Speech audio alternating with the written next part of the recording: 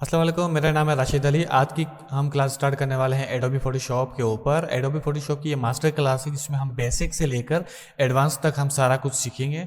इसमें मैं आपको कुछ अगर ओवरव्यू दे दूं तो ये हमारी क्लास की आउटलाइन होने वाली है।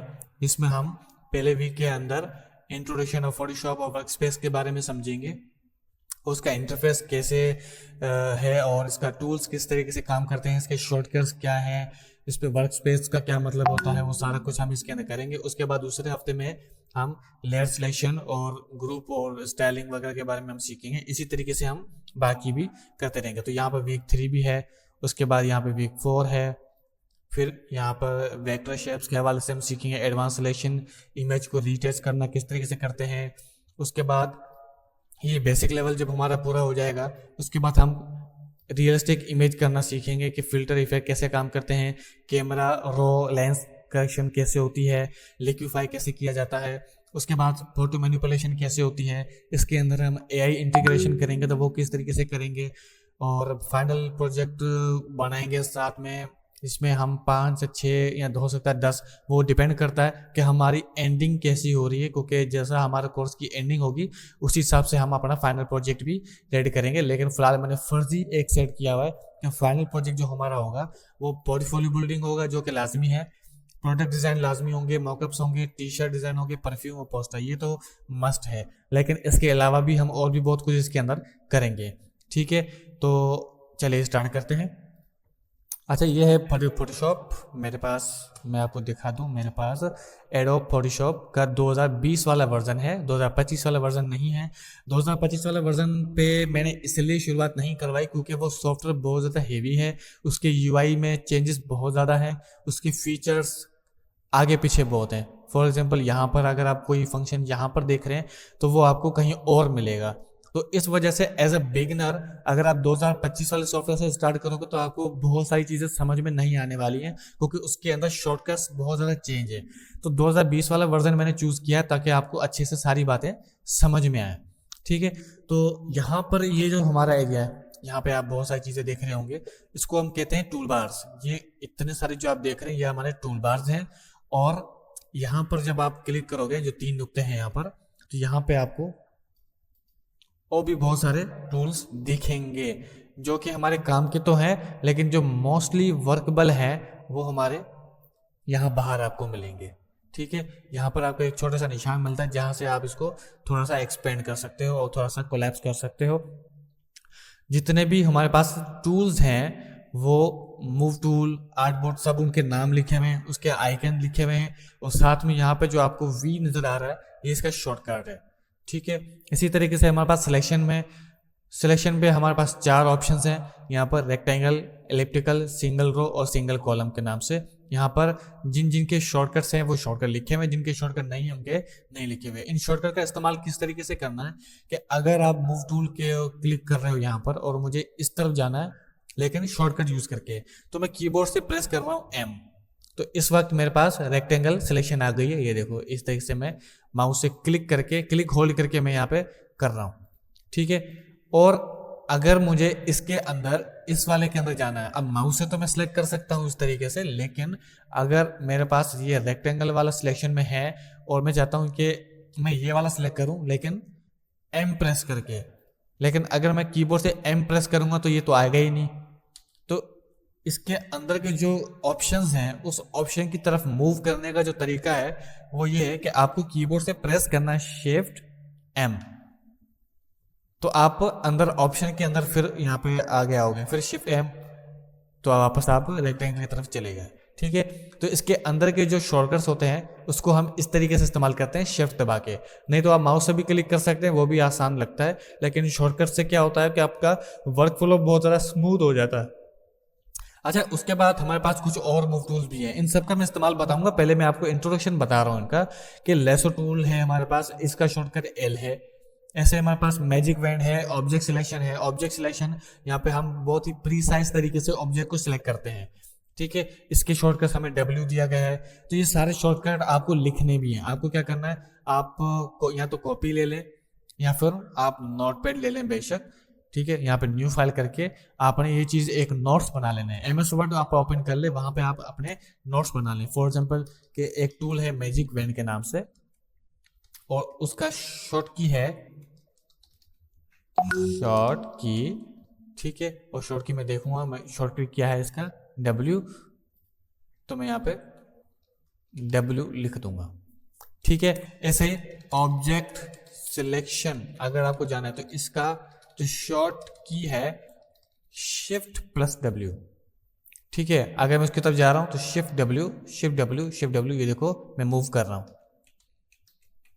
ठीक है। तो इस तरीके से आप जितने भी ऑप्शन है उसमें मूव करा सकते हो, नहीं तो आप माउस से भी क्लिक करना चाहो तो इजीली कर सकते हो, ठीक है।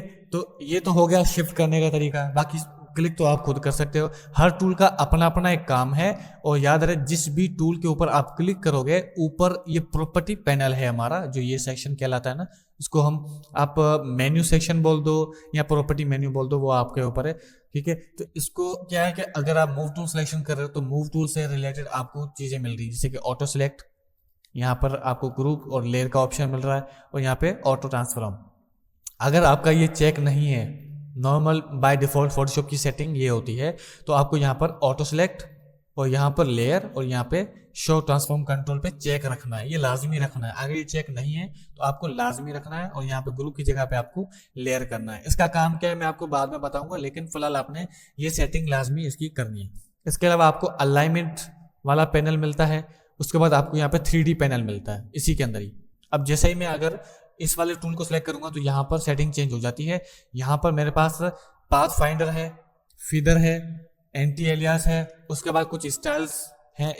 स्टाइल मतलब यहाँ पे size fix ratio, fix size के हिसाब से मैं यहाँ पे साइज फिक्स रख सकता हूँ। उसके बाद सिलेक्ट एंड मास्क मेरे पास ऑप्शन है, जहाँ पे हम सिलेक्शन को मजीद रिफाइन करते हैं। यहाँ पे लिखा भी हुआ है क्रिएट और रिफाइन सिलेक्शन, ठीक है। सिलेक्शन के तकरीबन फोटोशॉप के अंदर 15 से 20 तरीके हैं, उनमें से 4 तरीके आप यहाँ पे देख रहे हैं, उसके अलावा 3 तरीके आप यहाँ पे और देख रहे हैं, ठीक है। और इसके भी सेटिंग तकरीबन सेम ही आती है। उसके बाद सिलेक्शन के 3 और तरीके हैं, ठीक है। इन तीनों का तरीकाकार अलग है, तीनों का कॉन्सेप्ट थोड़ा अलग तरीके का है। यहाँ पर भी आप प्लस और माइनस, मतलब सिलेक्ट करना हो तो प्लस, और अगर सिलेक्ट नहीं करना है तो माइनस, और अगर आपको दोनों चाहिए एक साथ तब आप फर्स्ट वाले को क्लिक करोगे, ठीक है। और यहाँ पे आपको कहता है कि ब्रश का साइज कैसा होना चाहिए। अब यहाँ पे देख रहे हो कि अगर आपको नुक्ता टाइप दिख रहा होगा तो यहाँ पर जब आप साइज बहुत ज्यादा बढ़ा दोगे तो ये साइज आपको बहुत बड़ा दिखेगा ब्रश का, ये देखें, ठीक है। हार्डनेस का मतलब होता है फीडर, जो हमने ऊपर पढ़ा है ना इधर, फीडर। अब फीडर होता है क्या मैं आपको प्रैक्टिकली बाद में करके बताऊंगा, लेकिन फिलहाल हमने जस्ट इंट्रोडक्शन लेना है, ठीक है। तो इसका मतलब क्या है हार्डनेस का, कि अगर आप इसको 0 कर दोगे तो ये हल्का सा धुंधला हो जाएगा, और जब इसको 100% पे कर दोगे तो बहुत ज़्यादा तेज बन जाएगा। इसका एग्जांपल आपको यहाँ पर दिख रहा है। मैं जैसे जैसे वैल्यूज बढ़ा रहा हूँ तो मेरा जो सर्कल है वो हार्ड होता जा रहा है, ठीक है। और यहाँ पे स्पेसिंग और एंगल और राउंडनेस, इन चीज़ों को हम बाद में समझेंगे, ठीक है। और इसी तरह से सैंपल लेयर, इनहेंस एज, इनको छोड़ दो, इनका काम अभी नहीं है। उसके बाद हमारे पास एंगल का ऑप्शन आता है, सिलेक्ट सब्जेक्ट का ऑप्शन आता है। ये बिल्कुल AI की तरह काम करता है। अगर आप सिलेक्ट सब्जेक्ट पे क्लिक करोगे तो आपकी तस्वीर के अंदर जो ऑब्जेक्ट होगा, चाहे वो सेव हो या चाहे वो आप तस्वीर के अंदर खुद ही क्यों ना हो, वो ऑटोमेटिकली सिलेक्ट हो जाता है। और उसको अगर मजीद इनहेंस करना है तो हम सिलेक्ट एंड मास्क यूज करते हैं, ठीक है। इसी तरीके से सिलेक्शन का एक और तरीका है क्रॉप, पर्सपेक्टिव और स्लाइस। स्लाइस हमारा सिलेक्शन के लिए इस्तेमाल नहीं होता है, बस वो देखने के लिए इस्तेमाल होता है, ठीक है। अच्छा, उसके बाद हमारे पास ये फ्रेम टूल भी है, ठीक है। उसके बाद हमारे पास कलर चाहिए हमें, तो हम कहीं से भी कलर पिक कर सकते हैं इस आई ड्रॉपर टूल के जरिए, ठीक है। किसी भी चेहरे पे दाग धब्बे दूर करने के लिए हम पेस्ट टूल का इस्तेमाल करते हैं। कैलीग्राफी या ब्रश या कुछ भी लिखने के लिए, कलर चेंज करने के लिए हम ब्रश का इस्तेमाल करते हैं। और ब्रश सिलेक्शन के लिए भी इस्तेमाल होता है, ठीक है। और ये सिलेक्शन के लिए भी इस्तेमाल होता है, डुप्लीकेट करने के लिए भी, यहाँ पर पैटर्न बनाने के लिए इस्तेमाल होता है। यहाँ पे कलर, सॉलिड कलर देने के लिए, यहाँ पे आपको एग्जाम्पल सारे दिख रहे हैं, ठीक है। ये इरेजर है, यहाँ पर हम किसी भी ऑब्जेक्ट को मिटा सकते हैं। और ये है कलर देने के लिए, यहाँ से हम किसी भी ऑब्जेक्ट के ऊपर कलर दे सकते हैं, चाहे वो सिंगल कलर हो चाहे वो मल्टीपल कलर हो। और फिर हमारे पास नीचे एक और टूल आता है जहाँ जिसके जरिए हम ब्लर दे सकते हैं, शार्प शार्प मतलब इमेज को बहुत तेज कर सकते हैं, और स्मल्च हम इसको बाद में समझेंगे प्रैक्टिकल करके। उसके बाद यहाँ पे पेन टूल आता है। पेन टूल फोटोशॉप का एक मेजर पार्ट है। पेन टूल से हम किसी भी वेक्टर ऑब्जेक्ट को बनाते हैं, जिस तरह से आप यहाँ पे स्क्रीन पर देख रहे हैं, इस तरीके से हम किसी भी ऑब्जेक्ट को बनाते हैं, चाहे वो लाइन हो, चाहे कोई शेप हो, चाहे कोई कैरेक्टर डिजाइन करना हो, हम इसी के जरिए बनाते हैं। उसके बाद टेक्स्ट, सबको पता है, यहाँ पर हम टेक्स्ट डालते हैं, और टेक्स्ट लाने के बाद आप यहाँ पे इसको 3D में यहाँ पर कन्वर्ट भी कर सकते हैं। तो यहाँ पर प्रॉपर्टी के अंदर आपको बहुत सारी चीज़ें यहाँ पर अवेलेबल मिलती हैं। उसके बाद शेप, शेप के ऊपर हमें यहाँ पे कलर, आउटलाइन, इसका साइज और इसकी स्टाइलिंग, इसकी विड्थ और हाइट, इसकी अलाइनमेंट, इसके पाथ फाइंडर, ठीक है, और ये सारी चीज़ें हमें ऊपर मिल जाती हैं। उसके बाद फिर हमारे पास यहाँ पे जूम टूल है, जिसको क्लिक करके और अल्ट दबाकर हम इसको जूम आउट कर सकते हैं, ठीक है। क्लिक करके जूम इन और अल्ट दबा के जूम आउट हम इसको कर सकते हैं। तो ये हमारा टूल बार था। अच्छा, उसके बाद अगर हम इस तरफ आए तो यहाँ पर हमारे पास कुछ पैनल्स हैं, लेयर्स पैनल, चैनल पैनल और पाथ पैनल। अच्छा, ये टूल बार और ये लेयर पैनल आते कैसे हैं? फॉर एग्जाम्पल अगर ये गायब हो जाते हैं, ये देखो मैंने अब खत्म कर दिया इनको,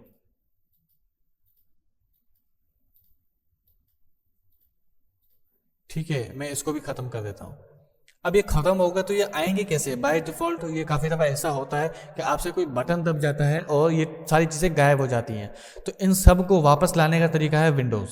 आप विंडोज़ के ऊपर जाओगे, यहाँ पर सबसे नीचे आप टूल्स लिखा आएगा, आपको टूल बार मिल जाएगा। इसको इस जगह से, यहाँ पर आपको एक निशान दिख रहा होगा, आपको यहाँ पर क्लिक होल्ड करना है और इसको खींच के आपको यहाँ पर लेके आना, जब तक ब्लू निशान नहीं आ जाता। आप ब्लू निशान देख रहे होंगे, ये यहाँ पर अटैच हो जाएगा। फिर आपको यहाँ पर आना है, विंडोज़ के ऊपर यहाँ पर लेयर्स पे क्लिक करना है और यहाँ पर आपको इस जगह पर क्लिक होल्ड करना है, और यहाँ पर जैसे ब्लू निशान आ रहा है आपको यहाँ पर छोड़ देना, तो यहाँ पर लेयर ये और ये आपको यहाँ पर मिल जाएगा। उसके बाद वापस विंडोज़ के अंदर आना है और यहाँ पर जाना है प्रॉपर्टीज़ के अंदर, और वो आपको इस वाले सेक्शन से क्लिक करके, और जब तक ब्लू निशान नहीं आ जाता आपको यहाँ पर क्लिक करना है। तो ऐसे हम अटैच करते हैं अपने पैनल्स को, ठीक है। तो यहाँ पर जो हमें मिलता है इसको बोलते हैं हम लेयर सेक्शन। बैकग्राउंड को आपने कभी भी नहीं छेड़ना होता, क्योंकि ये कैनवास होता है, जैसे कि एक पेपर होता है, बैकग्राउंड हमारा बिल्कुल पेपर की तरह है।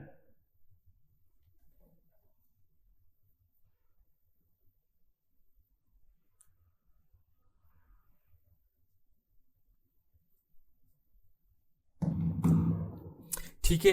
अच्छा, अब मैं इसके हवाले से अगर चीज़ें बताऊं तो यहाँ पर आपको कुछ ऑप्शन मिलते हैं जिनका आप इस्तेमाल कर सकते हो।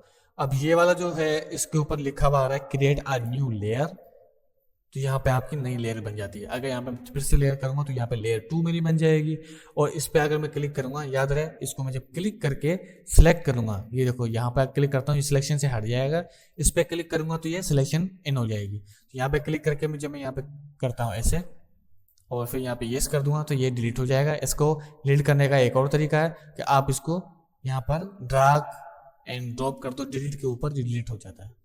सेम तरीके से अगर मैं लेयर बना रहा हूँ तो इसी लेयर को मैं क्लिक होल्ड करके मैं नीचे लेके आ रहा हूँ यहाँ लेयर की तरफ, तो यहाँ पे लेयर मेरी कॉपी हो जाएगी, डुप्लीकेट बन जाएगी, सिंपल कहूँ तो, ठीक है। यहाँ पे लेयर नंबर 2 नहीं बन रही मेरी, यहाँ पर लेयर डुप्लीकेट बन जाती है, और यहाँ पर जब क्लिक करूंगा तो लेयर नंबर 2 बन जाएगी मेरी।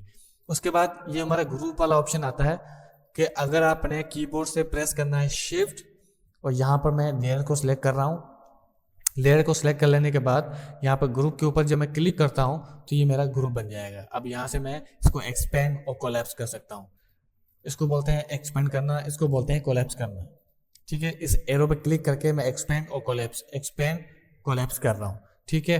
तो क्या होगा, जितनी भी मेरी लेयर्स थी, ठीक है, वो मेरी सारी एक ग्रुप के अंदर शामिल हो गई हैं। अब नई लेयर अगर मैं बनाऊंगा तो वो ग्रुप के बाहर बनेंगी इस तरीके से, और उन सबको मैं सिलेक्ट करूंगा, ग्रुप पे क्लिक करूंगा तो यहाँ पर मेरा देखो दूसरा ग्रुप बन चुका है, ठीक है। इसी तरीके से हमारे पास एक और ऑप्शन है साइड में, जिसको बोलते हैं एडजस्टमेंट टूल, ठीक है, या फिर एडजस्टमेंट लेयर भी आप बोल सकते हो। इस एडजस्टमेंट लेयर के अंदर आपके पास बेनतहा ऑप्शंस होते हैं, जिसपे आप single colour, multi colour, pattern, brightness, level, curve, exposure, vibrance, saturation, colour balance, white balance, photo colour, channel mixer, colour lookup, invert, posterise, threshold, gradient map और सिलेक्टिव कलर, इन सब को हम आगे चल के हम स्टेप बाय स्टेप पढ़ेंगे कि इनका काम क्या है। फिलहाल मैं सिर्फ एक चीज़ बता रहा हूँ उसके अंदर, सॉलिड लेयर पे जब आप क्लिक करते हो तो आप कोई सा भी इसके अंदर कलर ले सकते हो। ओके करोगे तो आपको एक लेयर मिल जाएगी जिसके अंदर एक कलर होगा, उस कलर के ऊपर आप डबल क्लिक करोगे तो आप कलर चेंज भी कर सकते हो, और साथ में आपको एक वाइट मास्क भी मिल रहा है। इसको बोलते हैं वाइट मास्क, जो एक लिंक वाले के साथ आता है। ये देख रहे हो लिंक का निशान आ रहा है और यहाँ पर मास्क आ रहा है। तो इस पर क्लिक करूंगा तो ये एक बॉक्स मेरा बन के आ रहा है। आप मास्क को सिलेक्ट कर रहे हो, अब आप कलर को सिलेक्ट कर रहे हो, अब आप माउस को सिलेक्ट कर रहे हो, अब आप कलर को सिलेक्ट कर रहे हो। तो इन दोनों का अपने हिसाब से एक काम है, ये कलर चेंज करने के लिए काम आता है और ये कलर को गायब करने के लिए काम आता है। ठीक है, अब यहाँ पर जो और भी बहुत सारी चीज़ें उनको हम समझेंगे लेकिन आगे आगे चल के। फिलहाल मैं ये बताऊं कि यहाँ पर हमारे पास एक ऑप्शन है मास्क का। अब यहाँ पर जो मास्क डाला हुआ है ना, वो असल में इसी यहीं से आया हुआ है। फॉर एग्जाम्पल अगर मैं यहाँ से नई लेयर बनाता हूँ, अब इसके अंदर आप देख सकते हो कि मेरे पास लेयर तो है लेकिन मास्क नहीं है। तो यहाँ पर जब मैं क्लिक करूँगा तो देखो यहाँ पर मास्क आ गया। ठीक है, और मैं यहाँ पे Ctrl+Z कर रहा हूँ, यहाँ पे इसको राइट क्लिक करके मैं डिलीट लेयर मास्क कर रहा हूँ, और यहाँ पर मैं दोबारा मास्क ऐड करूँगा, लेकिन अब की बार मैं अल्ट दबा के मास्क क्लिक करूँगा। अल्ट दबा के मैंने क्लिक किया तो यहाँ पे वाइट की जगह पे मेरे पास ब्लैक मास्क आ गया है। ठीक है, और अगर मैं इसके ऊपर दोबारा क्लिक करता हूँ तो अब आपको दोबारा वाइट कलर दिख रहा होगा। असल में ये वाइट मास्क नहीं है, यहाँ पे आप नीचे देख रहे होगे नाम लिखा हुआ है उसका, वेक्टर मास्क थंबनेल लिखा हुआ है इसके अंदर। फॉर एग्जाम्पल यहाँ पर मैं अगर मैं माउस को होवर कर रहा हूँ तो यहाँ पे देखो नीचे लिखा हुआ है लेयर मास्क और यहाँ पर लिखा हुआ वेक्टर मास्क। इन दोनों में बहुत ज़्यादा डिफरेंस है। इन डिफरेंस में आपको बाद में बताऊंगा, क्योंकि अगर डिफरेंस में अभी बताऊंगा तो क्लास बहुत ज़्यादा लंबी बन जाएगी। और अभी की जो हमारी क्लास है वो इंट्रोडक्शन के ऊपर ही है कि हमने सॉफ्टवेयर को समझना है कि कौन से टूल किस काम के लिए यूज़ किए जाते हैं। ठीक है, तो यहाँ तक आपको बात समझ में आई होगी। उसके बाद मैं आपको बताऊँ आगे है हमारा एफएक्स। आप जब लेयर को सिलेक्ट करके जब एफएक्स के ऊपर क्लिक करते हो तो यहाँ पे आपको drop shadow, outer glow, pattern, gradient, colour, satin, shadow, stroke और बेवल एम्बोस मिलता है, जो एफएक्स मतलब फिल्टर देने के लिए काम आता है। किसी टेक्स्ट के ऊपर अगर हमें शेडो चाहिए तो हम यहाँ से देते हैं, शेडो के ऊपर लाइट चाहिए हम यहाँ से देते हैं, शेडो को उभारना है वो भी हम यहाँ से देंगे, अगर हमें कोई तकिया बनाना है वो भी हम यहाँ से देंगे, किसी भी चीज़ को आउटलाइन देनी है वो भी हम यहाँ से देंगे। तो वो सारी चीज़ें हमारी यहाँ से होती हैं। ठीक हो गया, तो यहाँ तक अगर आपको बात समझ में आई होगी तो उसके बाद मैं आपको ऊपर के मेन्यूज कुछ बता दूँ। ऊपर के जो मेन्यूज हैं हमारे, उसके अंदर फाइल के अंदर तो हमें बहुत सारी चीज़ें मिलती हैं। जो हमारा अभी काम है मैं उस पर बताऊँ। यहाँ पे आप न्यू पे क्लिक करोगे, न्यू पे क्लिक करने के बाद आपके पास इस तरह से प्रॉम्प्ट आता है। अब यहाँ पर डिपेंड करता है कि आपको बनाना क्या है। अगर आपको A4 साइज का कोई पेज बनाना है तो आप सिंपली A4 साइज का टेम्पलेट लोगे, और अगर आपको यहाँ पर अपना कोई साइज लेना है तो आप यहाँ पर विड्थ और साइज अपने हिसाब से रखोगे। विड्थ और साइज अगर आप अपने हिसाब से रख रहे हो तो आपको यूनिट मालूम होना चाहिए। तो यहाँ पर बहुत सारे यूनिट्स हैं, पिक्सल्स पे ऊपर यूनिट हैं, इंच के ऊपर यूनिट हैं। इंच तब यूज़ करते हैं जब हम कोई प्रिंटिंग वाली चीज़ बना रहे हो जैसे कि पेनाफ्लेक्स, और पिक्सल हम तब यूज़ कर रहे होते हैं जब हमने कोई चीज़ सोशल मीडिया के ऊपर लगानी हो। तो फॉर एग्जांपल यहाँ पर मैं ये वाला साइज लेता हूँ, ठीक है, और ये मुझे ओरिएंटेशन बता रहा है कि मुझे सीधा ओरिएंटेशन चाहिए कि लैंडस्केप चाहिए। तो हम यहाँ पे लैंडस्केप के ऊपर क्लिक करेंगे। रेजोल्यूशन का मतलब ये होता है कि आपको जो फाइल चाहिए वो कितनी ज़्यादा एचडी में चाहिए। 300 का मतलब होता है फाइन एचडी, मतलब परफेक्ट एचडी हम आपको मिलती है। अगर आप 300 से कम नंबर रखते हो तो आपको एचडी लो मिलेगी, अगर आप 300 से ऊपर रखोगे तो आपको और भी ज़्यादा एचडी मिलेगी। लेकिन मैं रेकमेंड करूँगा आपको 300 से ऊपर वैल्यू नहीं डालनी है, मैक्सिमम 300 वैल्यू डाल दो बहुत है, इससे ज़्यादा नहीं रखना होता। ठीक है, तो जब आपने 300 वैल्यू डाल दी, अब आपने यहाँ पे क्लियर कर देना, तो यहाँ पे आपको यहाँ पे इस तरीके से फाइल मिल जाएगी। ठीक है, और बाकी चीज़ें मैं आपको यहाँ पर बता चुका हूँ। उसके बाद यहाँ पर आपको आर्टबोर्ड का ऑप्शन मिलता है। आर्टबोर्ड का मतलब ये होता है कि आपको एक ऐसा वर्ल्ड मिल रहा है जहाँ पे आपके पास एक से ज़्यादा पेजेस हो सकते हैं। जैसे कि यहाँ पर मैंने एक पेज बना लिया तो अब मैं दूसरा पेज नहीं बना सकता। तो अब यहाँ पर जब मैं आर्टबोर्ड पे क्लिक करता हूँ तो यहाँ पे देखो, अब यहाँ पे आर्टबोर्ड लिखा हुआ आ गया और यहाँ पे आर्टबोर्ड का एक ग्रुप बना हुआ आ गया है। तो अब इससे क्या होगा, यहाँ पर मूव टूल के नीचे आर्टबोर्ड टूल होगा। जब आप आर्टबोर्ड टूल पर क्लिक करते हो तो यहाँ पर प्लस के बहुत सारे निशान आपको मिलते हैं। अब मैं अल्ट दबा के, देखो ध्यान से इस चीज को समझना है, अल्ट दबा के, अल्ट प्रेस किया हुआ है मैंने, और माउस पर जो मेरा व्हील है उसको मैं उल्टी डायरेक्शन में मूव कर रहा हूं। ये जूम आउट करने के लिए होता है। अगर मैं सीधी डायरेक्शन की तरफ मूव करूंगा तो ये जूम इन होगा। ठीक है, माउस व्हील को मतलब अल्ट प्रेस करके माउस व्हील को अगर आप घुमाओगे तो आपको अच्छे से समझ में आएगा। ठीक है, नहीं तो आप यहाँ से भी कर सकते हो इस तरीके से, जूम इन और अल्ट प्रेस करके जूम आउट। ठीक है, तो यहाँ पर वापस मैं आ रहा हूँ आर्टबोर्ड टूल के ऊपर। यहाँ जब प्लस के ऊपर क्लिक करूंगा तो यहाँ पर देखो मेरा एक और पेज बन रहा है, और यहाँ पर जब प्लस के ऊपर क्लिक करूंगा तो यहाँ पे मेरा एक और पेज बन रहा है, और यहाँ पे प्लस के ऊपर क्लिक करूंगा तो यहाँ पे मेरा एक और पेज बन रहा है। तो आप यहाँ पे देखें तो यहाँ पर एक से ज़्यादा मेरे पेज बन चुके हैं। तो जब भी आपको बहुत ज़्यादा pages, for example social media को अगर आपने ब्रांडिंग बनानी है तो सोशल मीडिया ब्रांडिंग के ऊपर कम से कम 6 पोस्टें होती हैं। तो उन 6 पोस्टें अगर आपको बनानी है तो सिंपली आपने इस तरीके से पेजेस ले लेने हैं। तो इन सब पे आप एक ही टाइम पे काम कर सकते हो। अगर आपको कोई बुक बनानी है 30 पेजेस की, तो ऐसे आप आर्टबोर्ड के ऊपर काम करोगे ताकि आप एक ही टाइम पे पूरी किताब के ऊपर काम कर सको। इससे क्या होगा, थीम भी बरकरार रहती है, टेक्स्ट का साइज बरकरार रहता है, और जितनी भी चीज़ें वो सारी परफेक्टली हैंडल हो रही होती हैं, और ज़्यादा साइज भी नहीं लेता, ज़्यादा जगह भी नहीं घेरता है ये। तो यहाँ पर जितने भी आर्टबोर्ड बने हैं उन सबको आप यहाँ पे देख सकते हैं कि यहाँ पे ग्रुप वाइज बना हुआ है। ठीक है, अगर मैं यहाँ से कोई शेप लेता हूँ, वो ये मैंने यहाँ पर बनाया आर्टबोर्ड 1 के ऊपर। ठीक है, अगर मैं यहाँ से मूव करके आर्टबोर्ड 4 की तरफ लेके जा रहा हूँ तो ये ऑटोमेटिकली आर्टबोर्ड 4 की तरफ आ जाएगा ये। अगर मैं इसको उठा के यहाँ पर रखता हूँ तो देखो आर्टबोर्ड 6 की तरफ आ जाएगा। तो इसके अंदर ये बड़ा एडवांटेज है जो हमें मिलता है। ठीक है, उसके बाद हमारे पास और भी बहुत सारे मेन्यूज मिलते हैं, लेकिन उनके बारे में डिस्कस करेंगे हम अपनी अगली क्लास में।